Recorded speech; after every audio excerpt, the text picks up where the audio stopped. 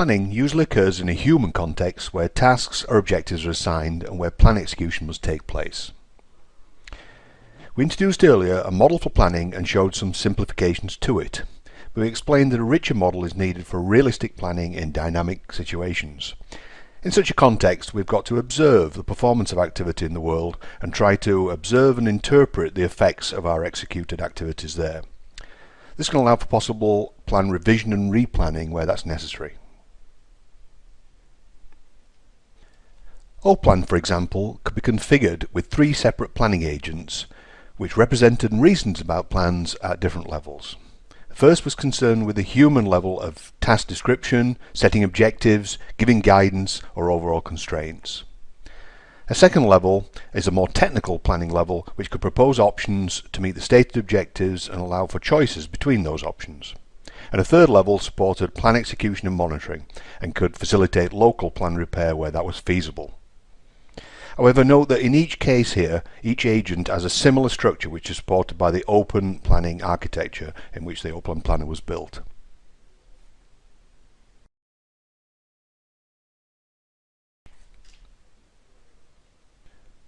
For example, the multi-agent planning architecture platform is the basis for the SRI International Site Planner.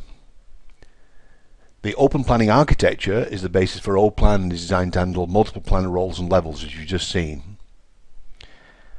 And the IX platform is intended to support multiple types of command, sense-making, analysis and planning, for instance to build the iPlan Planner, as well as decision-making, execution and communication between agents, even in mixed agent frameworks. Several practical AI planning systems have been used in emergency response applications, often working in the context of a wide range of other agents and services. They're often in an environment where communication and collaboration is taking place with some sort of infrastructural layer, and then the core might be concerned with command and control type issues in search and rescue or emergency response situations. But also dealing with people in the field, so they are also manipulating the plans that they're given and adjusting them to the local situation. We may also be including the people who are in trouble or are isolated or are being rescued as part of the framework of collaboration and communication that's taking place. And again, they have to deal with elements of the plan that are coming from these different levels and different centres. And we perhaps have to deal upwards with decision-making authorities by giving briefings of the options that we're generating, explaining those and looking for decisions on which ones are going to be executed and handled. We'll show you a couple of examples of IX multi-agent applications.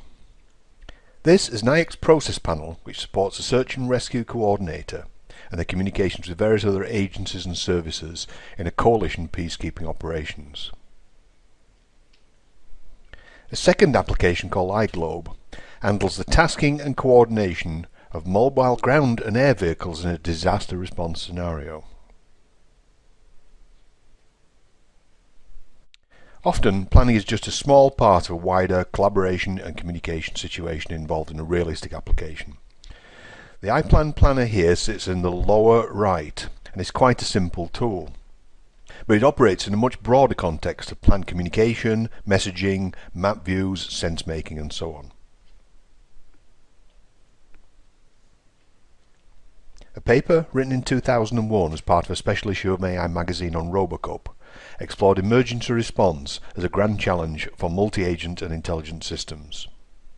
It explored the very many areas involved in effective emergency response which could be supported by intelligent systems. These included dealing with the environment, supporting the people and organisations involved, and of course using intelligent systems to assist in the emergency itself. A key element of this support involves planning and activity management and the sharing of plan-related information between agents.